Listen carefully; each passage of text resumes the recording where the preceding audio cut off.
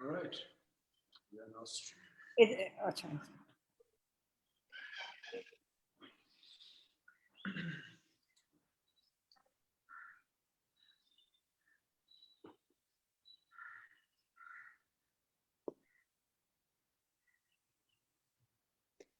Hello everyone, thanks for tuning in. My name is Uday Zahra and I'm the Communications Executive at CJIBA. I'm really excited for today's session and I'm glad that our panelists could join us today. Our moderator for the session is Afia Salam. She is a master's in geography and a career journalist having 4 decades of experience of print, electronic and web journalism.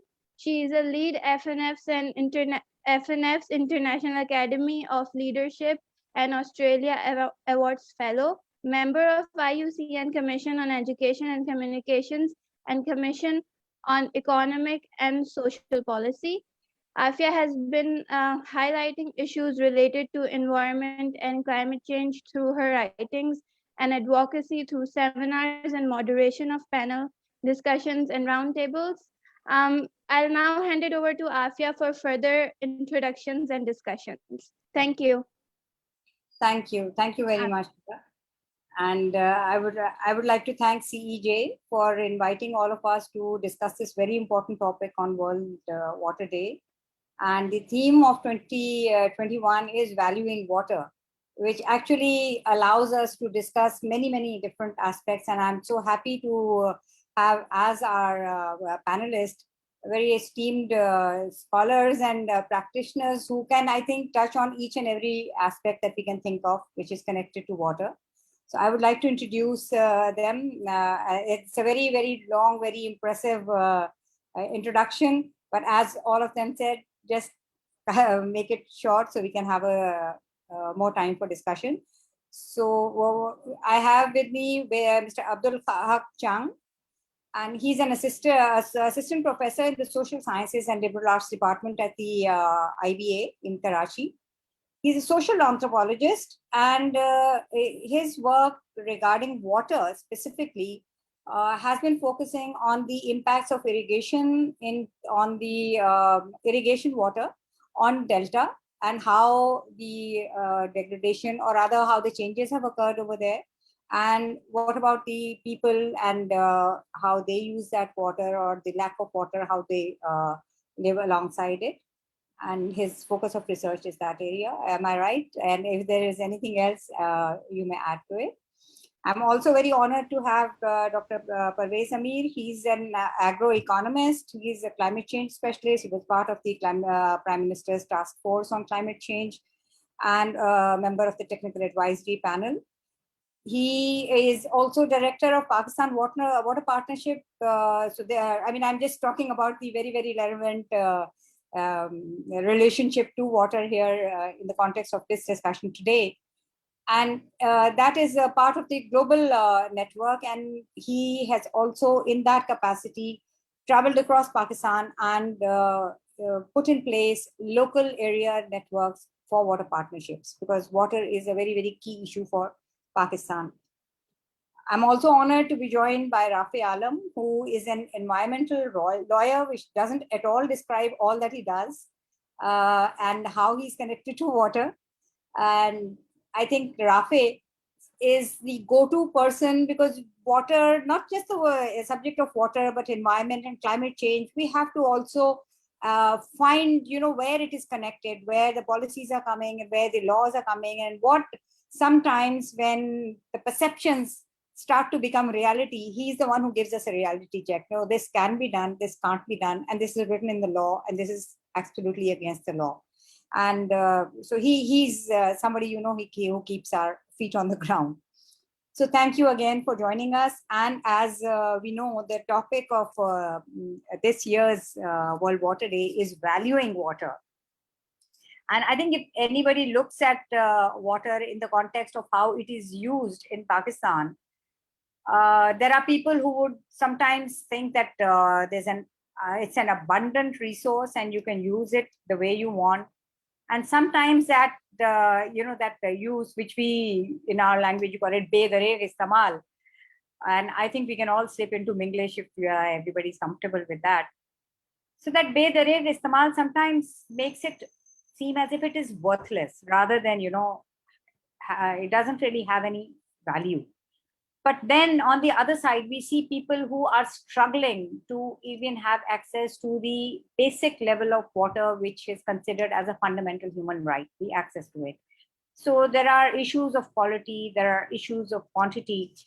And I think this topic itself lends itself to discussing as many aspects of water. So, Abdullah, may I just ask you to describe something or what got you interested into your research topic, and what are the highlights of your research as in the context of irrigation water and since deltaic region? Yeah, thank you very much for giving me opportunity to provide some perspective about water. So, my research or my perspective, like larger thing, are about the two perspective.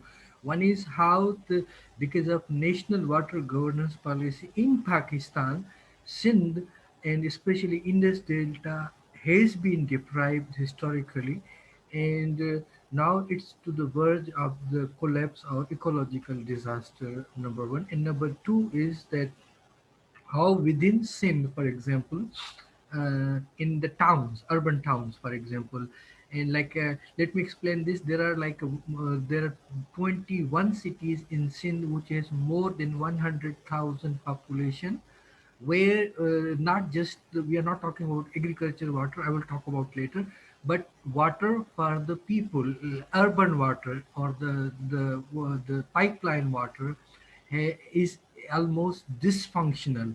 And the third most important aspect which I work is on the non-availability or the shortage of the agriculture water in the rural areas of Sindh for the agriculture production, or in another words, it is about the uh, food production. So to describe what exactly I do, as today we are talking about the value of the water. So my work is on the economic value of the water, and also how not having the water is the collapse of social aspect of the rural society, which has been prevailing since like at least last 200-300 years, since the British came and they developed this modern irrigation system, and this system been sustaining. But how since 90s the collapse of the water has affected the population of Sin broadly, and I can go again, and I will come back to this. But in short, if you ask me what exactly is in this delta has a problem, so because of the national water governance policy, where it's believed that in this delta is the area where water is discharged into the sea, and there is certain ways in which the value is determined that this is the waste of the water because it's going to the ocean.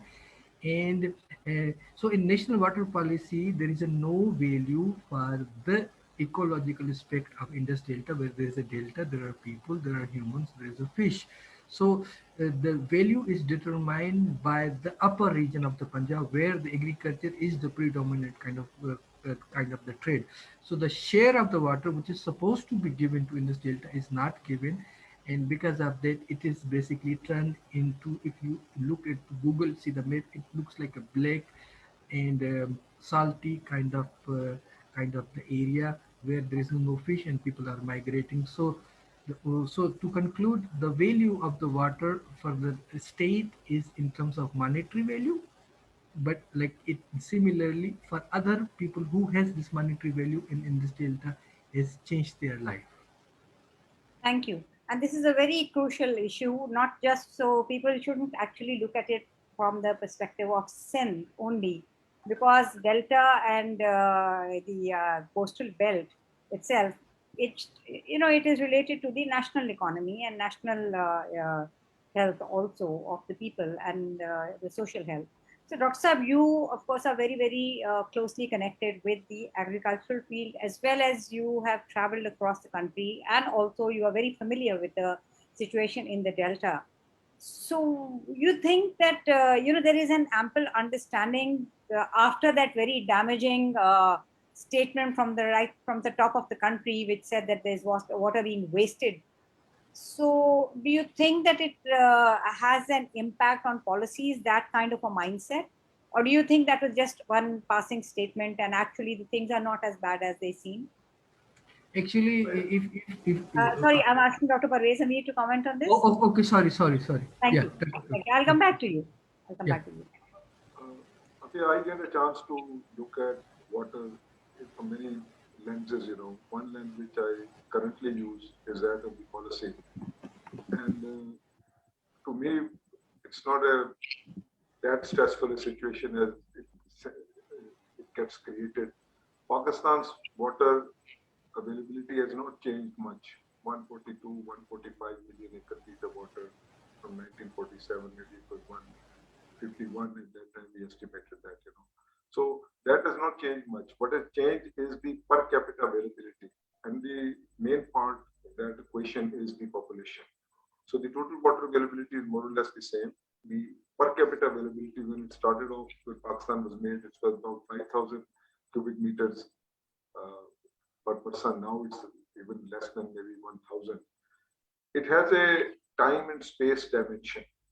If I'm living on the Indus, if I'm living above Kotri, if I'm living in Panjnad, I mean, this is really a non-issue for me. It's the space dimension.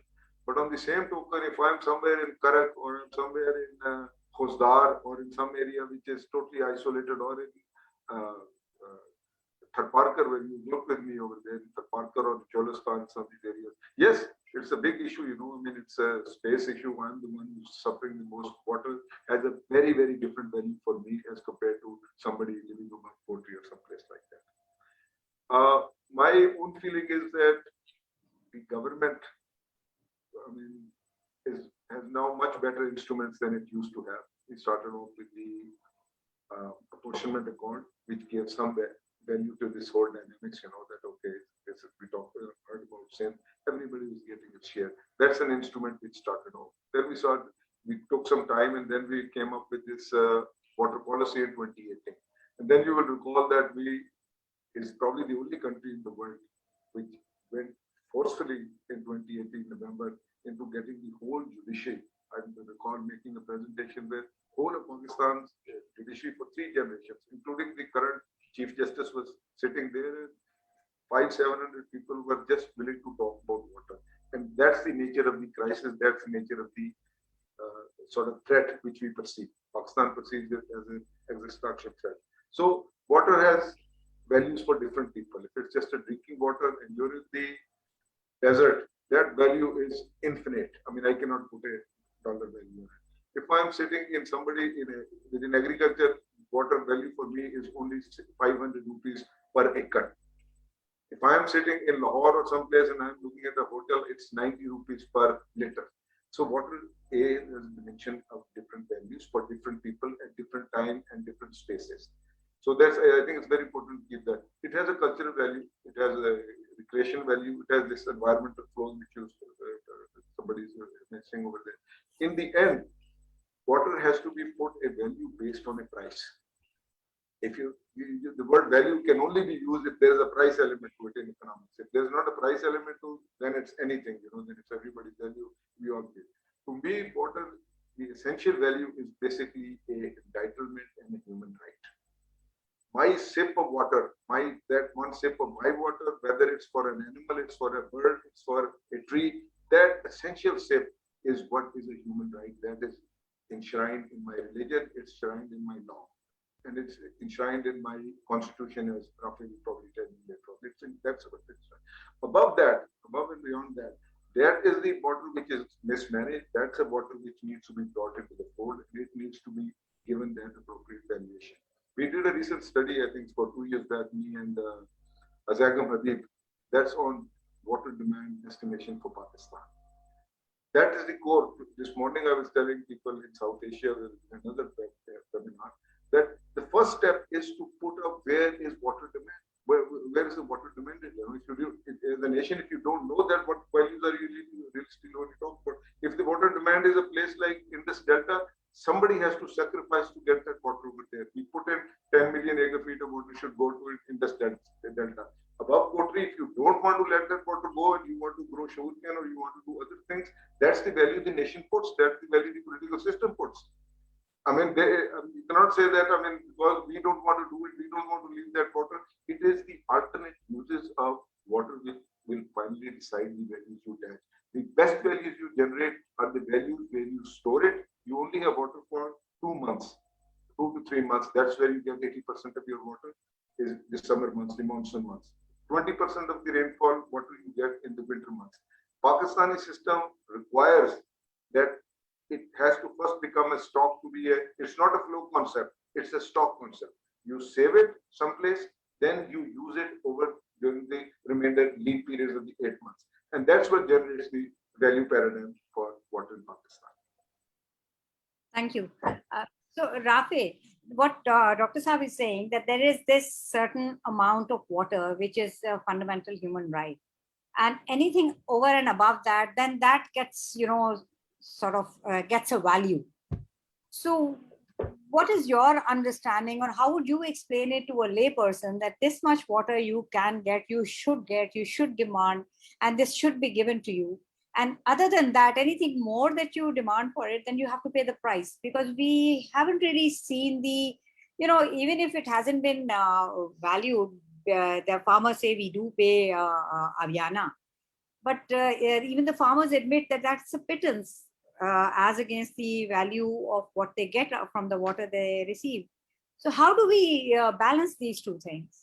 The fundamental, the needs, and how do we balance anything over and above that legally? Yeah.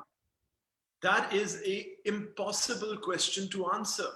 And that is what the entire difficulty is in setting the value of the human. What is a human? How can you quantify a human right? It's next to impossible.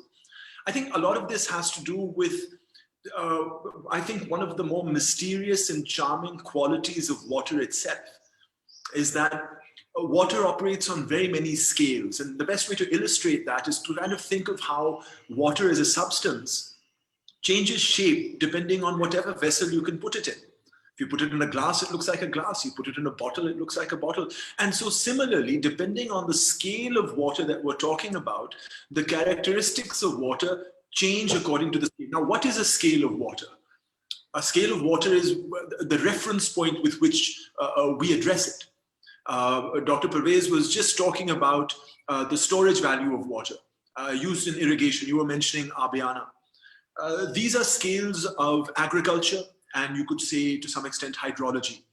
And when you look at water in the scale of agriculture in terms of hydrology, you'll start using phrases like millions of acres of feet, cusecs of water. If you look at water from a hydropower point of view, you'll look at dead levels, you'll look at output values, the amount of electricity that's being generated, the storage value of the dam.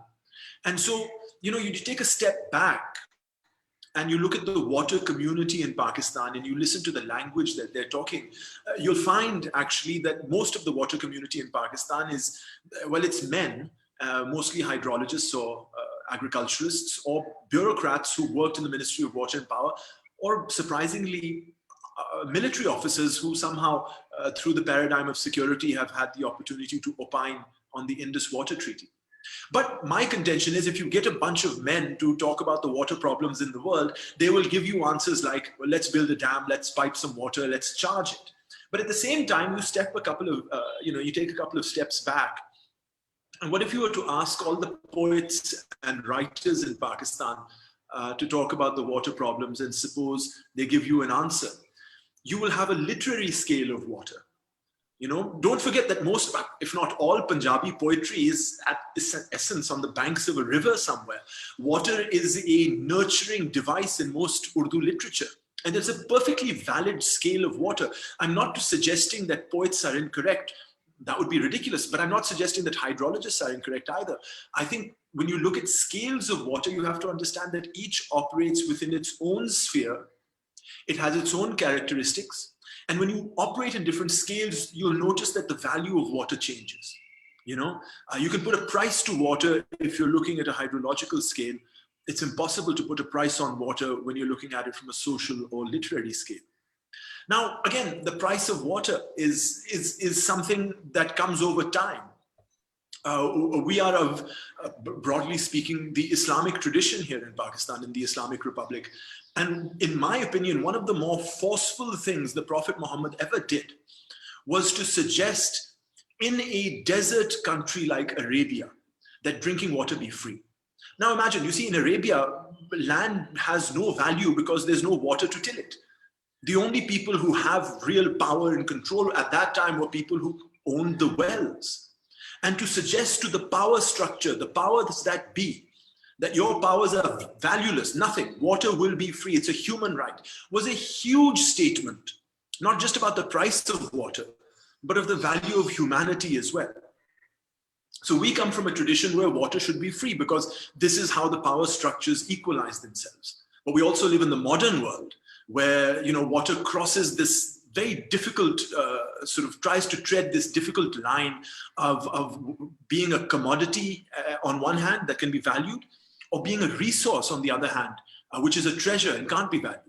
And this then is a challenge in a capitalist society to be able to frame water on a scale that can be valued and then have society accept that value and that scale. You know, so when you speak to a bunch of human rights activists, they'll refuse to believe that water has a value or has a price. They would assert that water is something, drinking water is something that every person should have. But you can't extend that sort of right of drinking water to all water. I don't have a right over all water. That would give me the power. If I had a right over all water, it would give me the power to be able to tell farmers what to plant and where to plant. But my rights don't go that far. So, as I said, it's a very, very complicated question. And it most likely will never have a perfect answer. It will keep on changing as societies change and as we look at the scales of water differently. Yeah, actually, perfect answers are never really the correct answers always, because humans are not really given to these perfect situations, and there are always changes. So interestingly, when you said that most of the discourse of water, you will see men there and engineers and hydrologists, and we live in a country where traditionally the woman water nexus is a fact. I mean, I fail to understand how people are sort of blinded to this fact that women have a very, very clear nexus.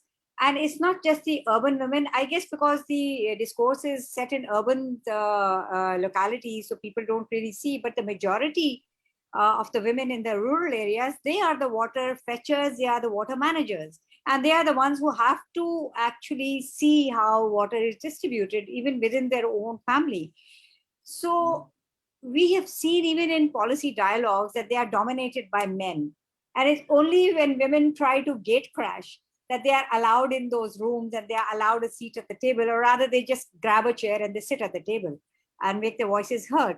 So in a situation like this, Dr. Chang, Delta is, you yourself have mentioned, and I've been there several times. I think each and every one of us are familiar with the travails of the communities in the Delta.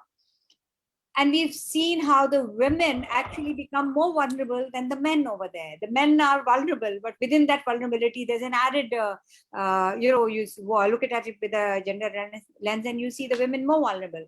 So how do you see the society's fabric changing, and with the lack of water and with the migration that you have very rightly pointed to?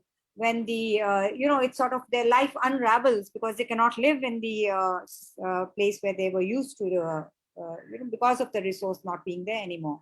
So how do you see at least the gender element coming to the fore, and what are your findings, Dr. Yeah, I Chang? think, yeah, I'm here. So Yeah. one of the ways in which the cultural anthropologists or anthropologists work, unlike other people, we live with the people for extended kind of the time, and we live through those life which people live. For example, one of the so it means when as anthropologist is talking about any experience, it's not somebody sitting in Islamabad, it's not somebody sitting in the AC room, it's not somebody who is reading something reports or something making this kind of thing. So I can personally give you my example. For example, in Indus Delta, in most of the area there is a no drinking water. The sweet मीठा पीने का पानी नहीं है. So one of the thing is I had this dilemma: should I drink this tukwakina, this water, or should I drink water which people are drinking every day? And I drink this water, and I was sick for 1 month, but I lived there, and then I persisted. So I think one of the thing, when we think about Indus Delta region, for example, about this movement change, and like what effect they have, is that there's a critique in anthropology on the expert, on the engineers, on expert, on policymaker who are part of the commissions and part of these things, that they live on the top, they sit on the top, they never go to the field where the actual people live. So to come back to the question, in Indus Delta, for example, if you've been to Shah Bandar, if Yeah. you've been to Keti Bandar, if you've been to Gadho, for example, that Keti Bandar is the area nestled are three sides by the ocean water, the bitter water. There is a one road over which goes, and all water is brought by, before it was brought by outside. Now there is a like desalination plant, and all the people who live in this region, they take this water in the boat to these areas, and the water is very expensive than food. So when we talk about these women, like I'm just giving you Keti Bandar example, Indus Delta at least has like 30 towns, small big towns, which has a population from 500 to 2,500, 3,000. I mean, if you allow me to say something, it's literally destitute. The woman is turned into begging, and I will not say because of some ethical concern, because of the migration, the life of the woman of Indus Delta in Ibrahim Hedri, in Redigoat, in Karachi, is the worse than in some ways from the women who live in African desert, because most of their men are either sick or they've been arrested or something, because they've been fishermen. So they are living as a subhuman. But the problem is because these all these policymakers, they sit in the AC room somewhere else. They think this is kind of a propaganda, or they think this is kind of the one-way perspective. They use the technical languages to normalize the pain, or they think this is a feminist agenda. And to conclude, I will say, if you go over there, you will see the child or malnutrition and like death ratio among the children is the highest in Indus Delta and Sindh. Not even in Thar, because in Thar at least they have the milk, they have the animals. So there is no animal husbandry. They don't have cows. They don't have buffaloes. There is no water. So it's a very vulnerable and critical condition. And this is what I talk in my book, and it will come in 1-2 years from Duke University Press. And basically, if you ask me what is the condition, I will say it's a subhuman, but there is a nothing anybody can do or willing to do, and it's really pathetic condition.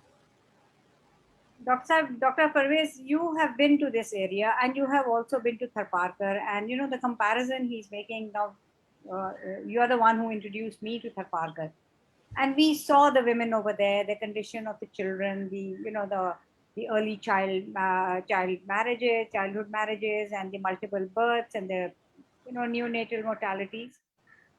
And this is an interesting point that Dr. Chung has made, that they at least they have milk, which is true. The Delta area, there is no animal husbandry.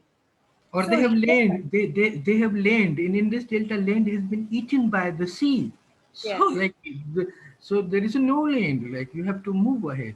जमीन किसके जा रही है आपके पैरों के नीचे से? बिल्कुल. So how will you compare the plight of the people who, again, the people in Thar are also absolutely downtrodden, and there the value of water or the worth of water is far greater, as you yourself mentioned, and for similar to the people in Cholistan. So what can be done, and how can these matters be brought into the discourse so that something better can be done? Because you have also seen that the population pressures, which you yourself have mentioned, and the trend of urbanization shows that there is a great stress on the water resources allocated to the cities. And the allocation has not increased. So the allocation predominantly even now is for the agricultural domain. And over there, you mentioned that if you want to grow sugarcane in the area, then how do you justify that kind of an allocation of water, and what is the value of water there? So these seem to be more a discussion on resource equity again. So this is again an issue of human rights from where the other policy debates spring. Well, how would you see this, or how would you frame this? My take is very simple on this, Afia. I was able to motivate the Chief Justice then in 2018. And after that conference, he promised that there were 4 petitions. One of them was that you don't know the plight of these people, like you were talking about Indus Delta, the Tharparkar. He made a commitment in the conference that he would go to Tharparkar. He did go to Tharparkar. I don't think that he was shown any of Tharparkar which you were talking about or which I talk about, but at least that was ceremonial. The plight was built up. It is basically a government failure. The provision of drinking water is, it's my human right. It's the right of that population which you're talking about. Dr. Sab is talking about in this delta or elsewhere. I mean, for me in this delta, I study deltas for several countries in the world. It is not unique. Pakistan's Indus Delta is not unique. Look here, when you have a system, especially a mountain-based system like Pakistan does, the water starts coming from the snow caps, it drains up to Punjab, as you come down to Bhavalnagar and that place, a little bit down, that is sweet water. Punjab has, let's say, if there's total 55 million acre feet of groundwater. Punjab has 34 million acre feet of that water. Punjab has, that is relatively sweet. As you move down, the salt accumulation starts, brackish starts. And when you come down to up to Kotri, and then you're talking about this area over there, this delta part, that's where the salt accumulation is going to be the maximum, not only from the water which comes from the top, also from the water which comes through the sea intrusion and that stages. What has happened over there, the dynamics is simple. People have moved out. They have, which it shouldn't have happened. People have moved out. There's a nostalgia that 200 years ago, our grandfathers and our forefathers had elephants over here. That is something which, if you wanted, you could have protected. That's not what, as a society, you don't want. If I'm a macroeconomist sitting somewhere and I have to plan for the 220 million population, I have to be very sensitive that how do I feed the 220 million population and the 4 to 6 lakh people which are in the Indus Delta. That's a privileged group which should receive government assistance. If I do any development over upstream, I see no reason why 4 to 5% of that resource, of that project, should go for the welfare of these people. Number one, it should be provision of water. There's absolutely, it's nobody's failure. It is simply government failure. It is government failure here. It is government failure in Tharparkar. It is government failure in Cholistan. Cholistan situation is much better because now the army has already started putting canals in that place. The rice is grown in the desert like Cholistan. Fish is being kept in Cholistan. Land is being allocated here and there. I mean, the situation is changing very rapidly as far as Cholistan is concerned. I don't see that same thing happening in Tharparkar or in Baluchistan or over here in this area. It is basically government failure and its mismanagement. All you needed to do was to, from Hakla, you take a canal from Hakla to Tharparkar, you solve the bloody problem of water, drinking water at least. India has done it.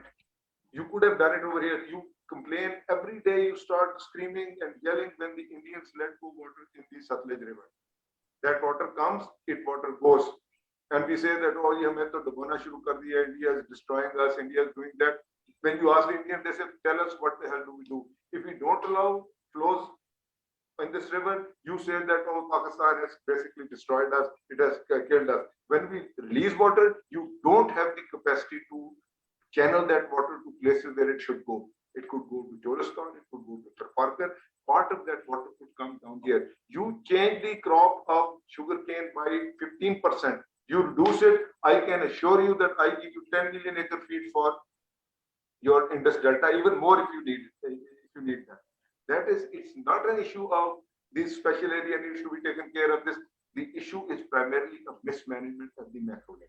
And I fully endorse this view that one side is being looked at the women. Yes, you've seen it. I've seen. I know that. I mean, how women are suffering when it comes to household water management, which is about 2%, 2.5% of the total 100 units of water which we have. That is primarily managed by women. But since 90% of the water, macro level water is in agriculture, it is managed primarily by men because men are more engaged with the agriculture part. So what you need to do is you need to scientifically sit back, say that these are the hotspots of this country. We are going to ensure that they get water. The science is there, the provision is there. You can do. You want to sort your problem out. Karachi put up 2 or 3 of these large distillation plants over there. I mean, for people in the Indus Delta, you should not be looking at fresh water which comes from the top. You should be looking towards the sea and seeing how can you utilize that water for your own benefit. If you're always looking at pani upar se aega, that water is not going to come. There's already going to be constraint on that. So I think, like somebody was saying about Saudi Arabia, some of these other countries, you need to really get back and say that these are the populations we want to protect. These are the populations we're going to invest in. And water is an investment. It's a right and it's an investment. Somebody has to invest and it has to reap the benefits for it.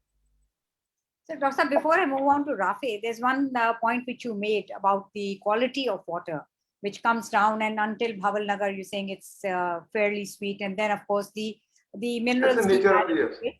But also there are other pollutants, and especially because of the agricultural pesticide usage and the fertilizer, that also increases or rather decreases the quality of water that flows downstream.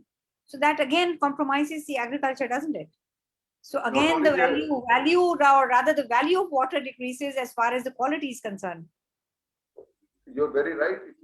As you move down from Multan, you go into the Indus near Muzaffargarh, the quality of water depletes very rapidly. If you look at our usage of pesticide, 90% of the usage of pesticide is on 2 crops. It is on rice and it is on cotton. That's the accumulation of the residue which you sort of get over. Then is the industry. We are not a big industrial country or anything like that. I still don't know. But it is primarily agriculture. You BT cotton, you want to do that, not 1 spray, but 30 sprays. Earlier you used to do 1 or 2 sprays. Now the dynamics is changing. So the water which comes into Hyderabad is gutter water, basically.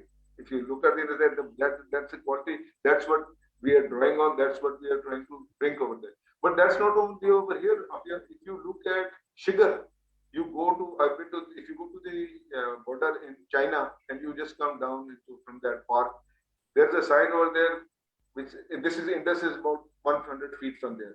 There's a sign says, "पानी को बहुत एहतियात से इस्तेमाल करें क्योंकि यहाँ पानी की शदीद किल्लत है." When you go and talk to those people who say, "This is not worth drinking," इसके अंदर तो आर्सेनिक है, आर्सेनिक तो हर पॉइंट के ऊपर है उसको कहते हैं। तो क्वालिटी का एस्पेक्ट पाकिस्तान के अनुसार ज्यादा से ज्यादा ये म्यूजिक को फेस करेगा जो क्वालिटी का है।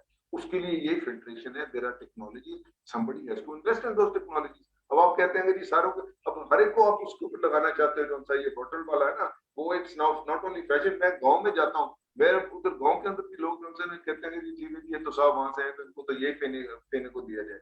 वाटर इज हाईली, जिस तरह और आप आगे बोलो वेरिएबल है, इसको आप इस तरीके से लेंगे ना, ये वेपन भी यूज होगा, ये इसकी वैल्यू वेपन के तौर पर बहुत एक्सट्रीम किस्म की है। मैं कैटेगोरिकली आपको कहता हूँ कि कोई जैसे अभी कॉलोनियल की बात कर रहे थे, आपने इमरान का काफी सारा काम है, इमरान ने लिखा इसके ऊपर, प्रोफेसर इमरान इनके लम्स में से था। देखें वाटर जो है ना, ये अंग्रेज ने बेसिकली यूज किया as a tool to distribute benefits. अगर मैं बेनिफिट्स देना चाहता हूँ इंडस डेल्टा को, तो मुझे रोक तो कोई नहीं सकता, मैं उसको बेनिफिट देता हूँ। लेकिन क्योंकि एक खास फ्यूडलिज्म के तहत हमने खास एरियाज को डेवलप करना था। ये अब जो सा ऊपर वाला डैम है जिसके ऊपर कंट्रोवर्सी आती है, Kalabagh, the sole reason for not allowing that dam, Sindh की तो ऑब्जेक्शन ये जो भी है वो ये है कि ये ऊपर वाली सारी जो सी मर्दान की एग्रीकल्चर, मर्दान की जो सी ग्रीनरी है और मर्दान का जो सा एरिया है, that will be sacrificed and people in lower areas जो कि highest poverty है, करक का है, मन्नू का है, उसको कहते हैं मतलब डीए खान है, डेरा है, वादी खान है, इस्माइल खान है, कि जी इनको इसी तरीके से आप डिप्राइव रखें। इनको इसी तरीके से रखें। आज आप इसके गेट्स खोल देना जी, ऊपर से क्या नाम है अपना कोटरी बराज के, तो ये जो इश्यूज कह रहे हैं ये खत्म हो जाते हैं, 1 घंटे के अंदर खत्म हो जाते हैं। Those are macroeconomic allocation decisions which have to be made based on very judicious provision of human right. ये जैसे रिलीजन का पार्ट है, that sip of water मेरा सिर्फ अकेले नहीं, मेरे जानवरों का, चिड़ियों का, हर एक का वो राइट है, वो sip of water।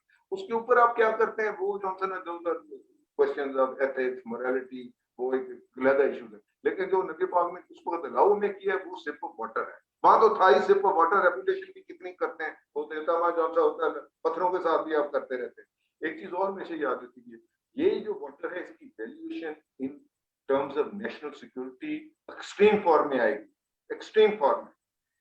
हम इसको क्वेट करते हैं, मैं सरदार तारिक भी क्वेटेड कि national security is equal to water security. जो कंट्री वाटर सिक्योर नहीं है उसकी नेशनल सिक्योरिटी कुछ भी नहीं है। जितने मर्जी आप 16 ले लो, राफियत ले लो, फलान ले लो, टमकान ले लो, those will matter nothing. Same goes for arguments की जो सी populations आपकी hit हैं, वो भी इस तरीके से आपको जो है ना, they will become a pinching ball for you. Every time you go, बच्चा देख रहे हैं पार्कर में मर रहा है, उधर जौन सा उसको कहते हैं लोग पॉपुलेशन वहां से मूव कर रही है, ठट्टा से मूव कर रही है। Those are things which are not, they are avoidable. सिर्फ मिसमैनेजमेंट है, वाटर की मिसमैनेजमेंट जो सी नहीं, इसकी तरफ सबसे ज्यादा तो अवेलेबिलिटी की बात नहीं कर रहा, मिसमैनेजमेंट की। Thank you. So it all boils down then again to the governance issues. But governance again also is connected to the will. And अगर वो will, जैसे आपने कहा कि भाई एक will deliberately कुछ इलाकों को deprive रखा गया है, तो राफे फिर ऐसी सूरत में क्या किया जा सकता है? How do we again tilt the balance? Because यहाँ पे तो human rights की बात आ रही है, और एक रीजनल अप्रोच अगर हम लेके देखते हैं तो आखिर दूसरे ममालिक ने इस इशू को, इस तरह के डिवाइसिव इशूज को लीगली भी और गवर्नेंस पॉइंट ऑफ व्यू से किस तरीके से हल किया है। ये तो नहीं है कि पाकिस्तान कोई मरीख के ऊपर है, हम इसी तरह के इश्यूज दूसरे ममालिक ने फेस किए हैं। So what do we lack? Your question is wrong. Okay. I get this question all the time and I have to say yes, सवाल ही ठीक है। Okay. देखिए, from a water perspective and also from a climate change perspective, quite often I am told that water and things like climate change or air pollution have no borders. They are perfect for regional cooperation. They are perfect, in fact, for national coordination as well. What better and frankly more, it seems logical almost, inherent, that if you have a country with a basin, you should have a policy. This is what the technical people tell me. And maybe they have a point. I'm not a technical person, I'm a lawyer. Okay. I find this technical approach almost in complete ignorance of the Constitution. But I'm not just talking about the black and white of it, the spirit of it. There's a reason, actually. The history of the development of water resources in British India and subsequently after partition saw investments primarily made by provinces and states to develop canal irrigation, mainly by provinces and states. It wasn't until after the after partition and the Indus Treaty that we saw some national projects emerge. But what I'm trying to say here is, from a historically legal point of view, the ownership of water resources used to rest with the provinces. It was until 1935 an absolute right that every province had over its water resources, an absolute right to the exclusion of other states. And it wasn't until 1935 when the Government of India Act introduced an adjudicatory forum between states to resolve their water disputes that for the first time conceptually, states no longer had absolute rights over their water resources, but had to be considered, they had to consider the circumstances and the requirements of neighboring or riparian states as well. The existence of that forum meant that water was still provincial, but cooperative. We have subsequently followed that model in our 1973 Constitution, where water is something that is to be governed by the people of the provinces. It belongs to them. They should decide what happens to their resources. And we have a Council of Common Interests whose main job it is to adjudicate water disputes. It's a different story that the adjudicatory mechanism of the Council of Common Interest has never yielded the type of jurisprudence that I wish we had, because it would reduce the conflict on water that we see. Having courts adjudicate things reduces conflict.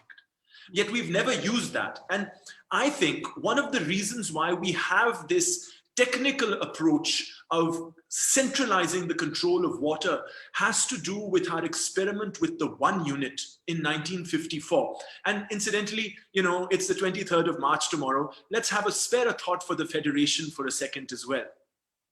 You see, when 1 unit did away with the 4 provinces of West Pakistan, the 4 irrigation departments were wiped out. And for the first time, West Pakistan irrigation was led by 1 secretary, 1 chief engineer, and 4 additional chief engineers. It became spatially the size of all of what is now Pakistan, even though it was a provincial subject. But the province became the size of Pakistan. And then in 1958, the West Pakistan Water and Power Development Authority Act, in time with the East Pakistan Water and Power Development Authority Act, because water was a provincial subject, saw the creation of what we now recognize as VABDA. And it was this VABDA in the 1960s that was given money through the Indus Basin Development Works to put in infrastructure throughout Pakistan. Now remember, water is a provincial subject, but there were no 4 provinces. You had a provincial entity operating over all 4 provinces, setting out hardware, infrastructure that it controlled centrally. Then in 1973, when 1 unit was abandoned and we went back to a federal system, we have this overlap where water is again a provincial subject, but the hardware of it, the VABDA infrastructure of it, goes back to a time when it was centrally controlled. So we have a conflict here.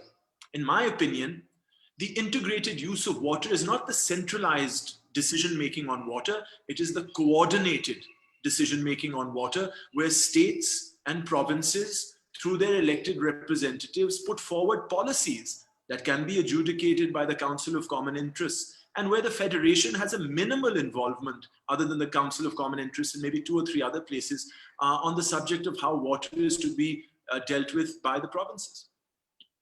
So this means that, the concept of water trading and water markets fits into what you are saying. Does it? Australia. You see, Australia is also a federal system where they have provinces. But if you look at the history of water in Australia, it is one of inter-provincial negotiation. That is the politics of water, has been the diplomacy of provinces to be able to share, allocate, and trade their water resources in a basin. Something that we have not been able to do, even though we just have 4 provinces. So, I mean, if I take a sort of a wild hypothetical model, it means that if the provinces, the lower riparian is always bearing the brunt of the development of resources and allied things upstream. So that upstream from those resources and the way the value it generates from those resources has to allocate a sum for the downstream. So if the delta is degrading, then the delta degradation needs to be either stopped, or the lives of the people who are being affected by the degradation have to be sort of, like a reparation kind of a thing from the upstream. So this is just a wild kind of a thing that from what you have said, it comes to my mind. Yeah, I think I can just contribute what Rafi said. I think to speak candidly, like this Kalabag Dam and all these dams are not something new. Eh, what the British government did, what Rafi is saying, that they colonial government, they did not allow the right of the Punjab to make these dams and irrigation without the consultation of Sindh, for example. And all these dams, like these Thalk and all these Kalabag dam, they are like old, like they're 80, 50, 60, 70, 80, all these projects. But until 1938 or until 1947, because or until, let's say, 1948, when the 3 rivers were sold to India or given to India, until that time, Sindh Irrigation Department was always consulted and the right of the tail end was considered. This is what we are talking about. This is what Rafe in indirect words are talking about. But what happened in Indus Water Treaty, the if you read Indus Water Treaty, it says that we need to forget all previous rules, regulation, people's right, or something. So when I talk about water governance, basically political ecology perspective, so what happened that in social sciences or anthropology, we see governance doesn't mean to do something for the good. Governance also means to control and use it for certain people's perspective. So what happened in this trajectory, slowly after 1948, especially after Indus Water Treaty, the riparian rights or sense right, water rights were like mocked, ridiculized, and slowly, because of the political weakness, it basically got off the grid. Number one, even this Indus River management, this authority system, for example, like they take example of this Thal Canal, for example. So Thal Canal, it was made as a flood canal, for example, you know, but now it's a regular canal, and they said it like this. There was argument, oh, there is water is wasting something, we are going to use it when there is a flood, heavy flood, otherwise there will be like destruction. But now it's regular, and since assembly has passed many times like against Kalabag dam, again this, nobody's listening. So see, if if India controlling Pakistani water is security threat, yes. But why, when since water is controlled by the upper province, why it's not security threat? This means the way we see how water needs to be governed is for the different kind of interest for different people.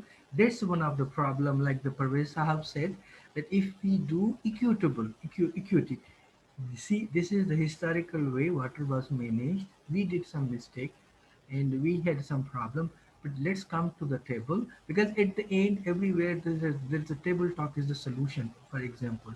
So if we again, like, I'm not hopeless or pessimistic, I'm positive. If again, like, all the provinces come and they reiterate to the old treaty that, like, the things can be solved, but if there is a no such kind of thing, it will persist. Parvez Sahab can say more because he is part of these government agencies, but that's my perspective, or this is what the history says. Absolutely. So this is again, again, it's a collaborative function, and assigning value to water has to be in tandem with the value of human life and the value of ecology and the value of the system, and also the future that you see for for the next generation, how that value is going to nurture them. If that entire displacement completely renders a certain area unlivable, so then you're not really taking care of the future either. But I'm glad to hear that you feel that there is hope, and what Rafe has also mentioned, that the other countries have come to terms with these problems in a very manageable way. And yes, the I remember when we were doing that course, Dr. Saab, in LAMS. So the case studies that were given to different groups. So the Murray-Darling Basin came to our group. And when I was studying that, I said, goodness, this is like, our own conflicts, but they have a very, marketable solution to it. That you trade your right over some water or some resources, but you get something else for your benefit. No, sorry That to is what interrupt. is missing over here. Sorry to interrupt you. This Australian model actually comes from the Indus River Basin system. The British did. So Australian water, like this management system, was developed later, and it was basically, Rafe will correct me, that these same engineers basically, they were those who said, oh, we did this in Indus, and they implemented this over there. But like, those who got our example, they are good, but we are in the trouble. But we've got several such examples. Not to worry, Doctor. We know that we are. Our 5-year plans have made other countries economic giants, and there we are. So I think we are good at exporting our expertise and our policies. But to sum it up, how do you see this, even a discussion on the value of water connected to the value of human life and the value of the environment, especially with this, the demon of climate change absolutely out of the bottle and it's not going anywhere. So how is that going to impact our lack of ability to negotiate settlements, our lack of ability to resolve our conflicts? So Dr. Parvez, you, then Rafe, and I'll come back to Dr. Chang. I think if you see the newspapers for the last 3-4 days, you're even when you're talking about Kamar Bajwa or you're talking about these words are not coming up. Climate change, this was not a common word. Climate change, security, threats, that language is being talked. It's not something which is written behind doors or in the Ministry of Climate Change or something like. It's now coming out in the open. So I feel that's a slightly positive change. My own view on this is that you as a country ranked number 5th, or probably you ranked number 5th in the German watch, which came very recently, 2021, 2020. You are number 1. You are number 1 in the world when it comes to vulnerability from multiple climate change threats. They are going to accentuate now. You're going to get more and more of this music which you're talking about. This same Australia, which you've given example, which has been crying for the last 10 years, day before yesterday, they're talking about water which has broken all records for 50 years. 50 साल के records flooding के सारे. That's the type of music you will face. You faced it once in 2010, you will face that again and again. My view is, look at it, I'm an economist, so it's unfortunate, but look at it in a broader term. Where do you want to see this country? The way I want to see this country is, I want a country which has 20 to 40% poverty wiped out. I want to see a country which is marginally more equitable. The only driver, me and Khalid Mutadullah are very clear on this. The only driver for Pakistan is water and water management. Your economy right now, the GDP is 50 billion US dollars. Pakistan की total जो GDP है $350 billion है. $50 billion जो सी है वो generate करती है. 90% पाकिस्तान का पानी लगाकर $50 billion जो सी जनरेट करती है. हम कह रहे हैं कि जनाब इस पानी को भी डायमेट्रिकली चेंज कर दो जो उसकी यूजेज है, और जो सी एग्रीकल्चर को भी यूजेज चेंज कर दो. I am talking within the next 10 years a plus bonus for you for $350 billion. $350 billion ये कौन पैदा कर सकते हैं? उसमें क्या होता है? Poverty becomes zero. डेल्टा की बातें खत्म हो जाएंगी, ये शोर मचना खत्म हो जाएगा, because when you have money you can invest money. When you don't have it, then you fight. Brothers fight only with each other basically when there is no money. ये जो we brought in this big conference, I've been, मेरे साथ इसने काफी काम किया हुआ है. डॉन ब्लैकमोर जो हमारे डॉनलाइन का दूसरा ना जज रहा हुआ for 15 years, जो मेन इसका आर्किटेक्ट है. It's not a model which is replicable directly. कुछ उसके elements जो हैं ना, सिमी कमाल समझती है कि शायद हम कर लो. From the under, you cannot. Pakistan में tradable surplus इसका उस तरह नहीं है कि वो मार्केट एक बनेगी. Why does Australia do that? Australia does that because उसने वो storage create की हुई है. ये पानी कहीं पड़ा हुआ है. मेरे कोटास हैं, मेरा जो उनका वाउचर है, मैं आपको देकर मैं कह सकता हूँ इसको, it is water on demand.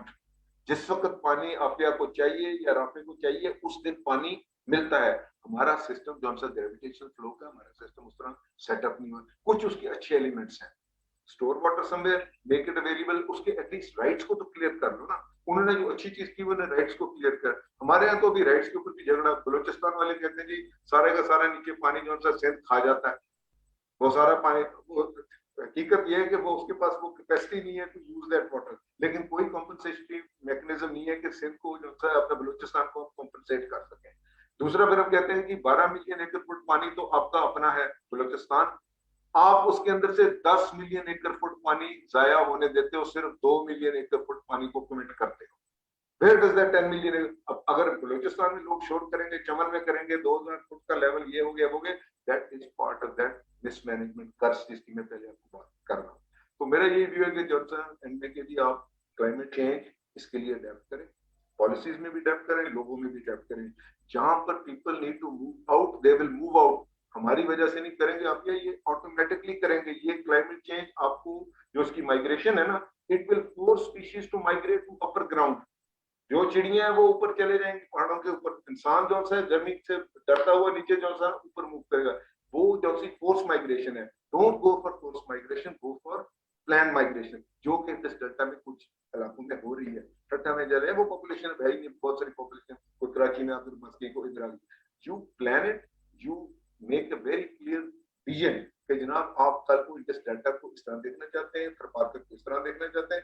सबसे बड़ी जो टॉर्चर लोगों के लिए है, उसको कहते हैं थरपारकर वालों के लिए, वो कहते हैं जब ऊपर पहाड़ी के ऊपर चढ़कर दूसरी तरफ इंडिया के वहां नजर आता है इंडिया का बॉर्डर साफ, जब हम देखते हैं तो हम देखते हैं कि ये सारे का सारा ग्रीन चल रहा है उस राजस्थान नहर की वजह से, उसके ऊपर अब तो वो सोलर भी लगा रहे हैं कि जी वहां सारी ग्रीनरी, और हमें खुदा की पता नहीं कौन सी सजा दी जा रही है कि हमारी तरफ पर टोटल डेवस्टेशन और डिस्ट्रेस है।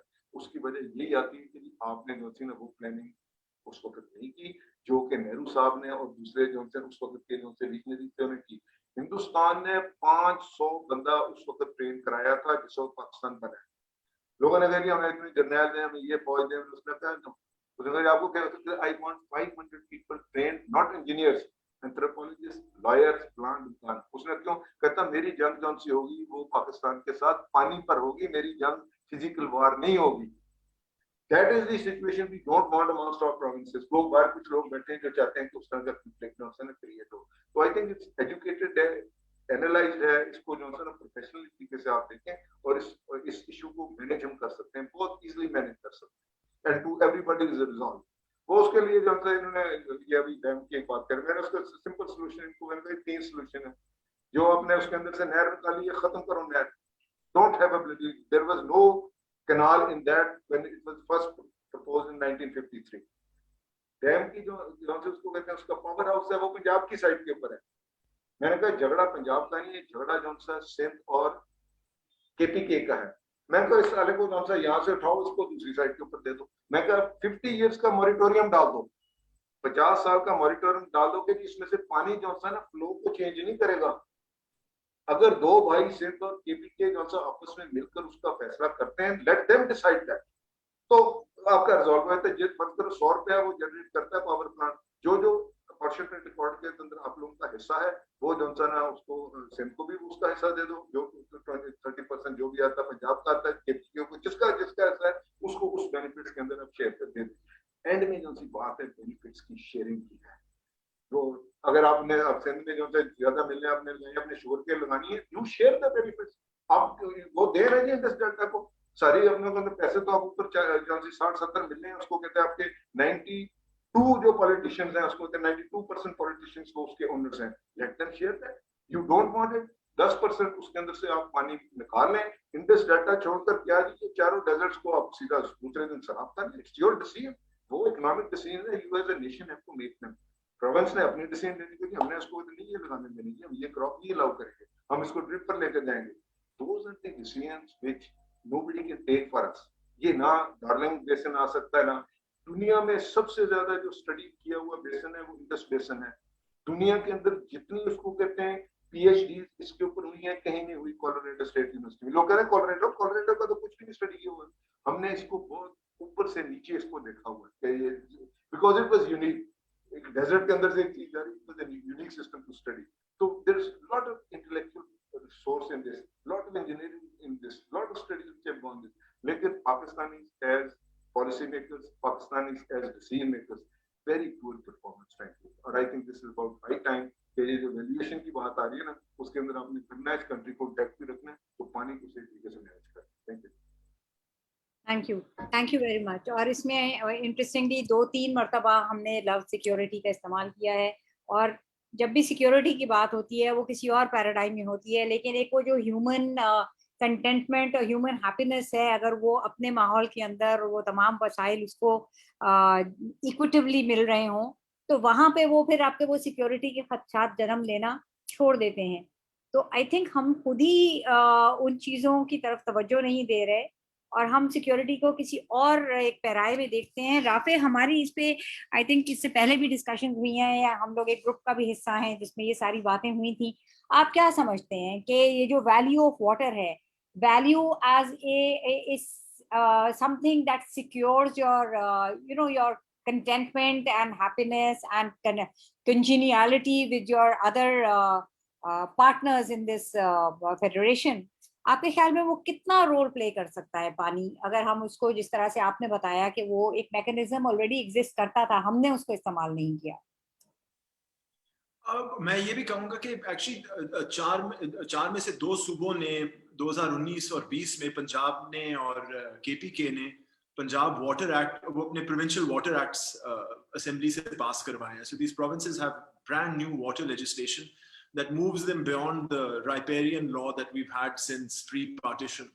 और इन दो सूबों में इन्होंने जो वाटर कमीशन मुकर्रर की है, जिसका तसव्वुर है कि पानी के जो वसाइल हैं वो डिस्ट्रीब्यूट किए जाएं, उसमें उन्होंने एक प्रायोरिटी या एलोकेशन प्रायोरिटी जो है वो प्रिस्क्राइब की है, and it is domestic, agricultural, ecological and then industrial, and in that order.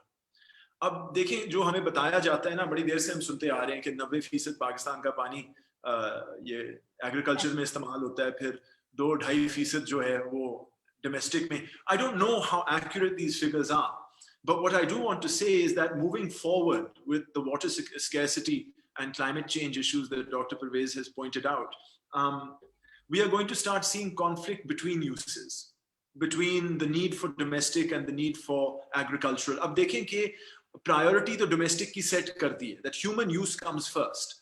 But historically and politically, the real value of money has been in agriculture. So we're going to see conflicts, as we did in Europe when the Industrial Revolution saw the diversion of water for industry away from the landed aristocracy of the time.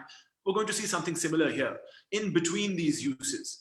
शहरों के अंदर जो पानी की कमी है, मुख्तलिफ शहरों के एक्विफर्स और वाटर रिसोर्सेज मुख्तलिफ हैं, मगर इनका डोमेस्टिक यूज और इंडस्ट्रियल यूज के अंदर we're going to start seeing conflict, especially in places where there's little water.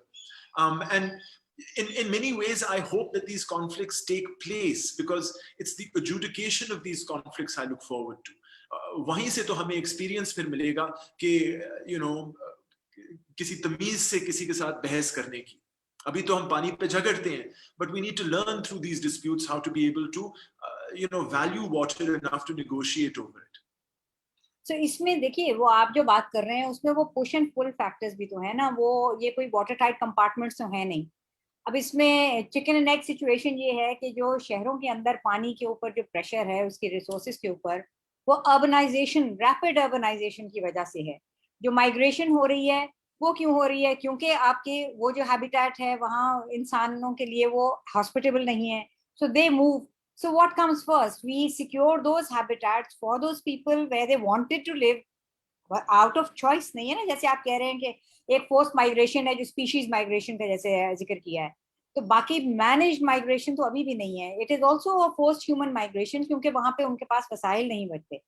तो वो वैल्यू किस तरीके से डिटरमिन की जाए कि how much value is going to be given to the water in the natural ecosystem, so that the pressure on the cities are not as much.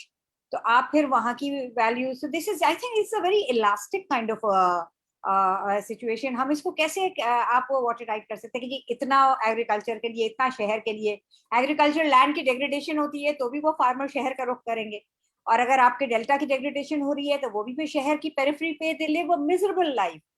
ये बात नहीं है कि शहरों में वो अच्छी जिंदगी की तलाश में आते हैं, लेकिन उनको उनकी अपनी जगह से कहीं ज्यादा बुरी जिंदगी मिलती है.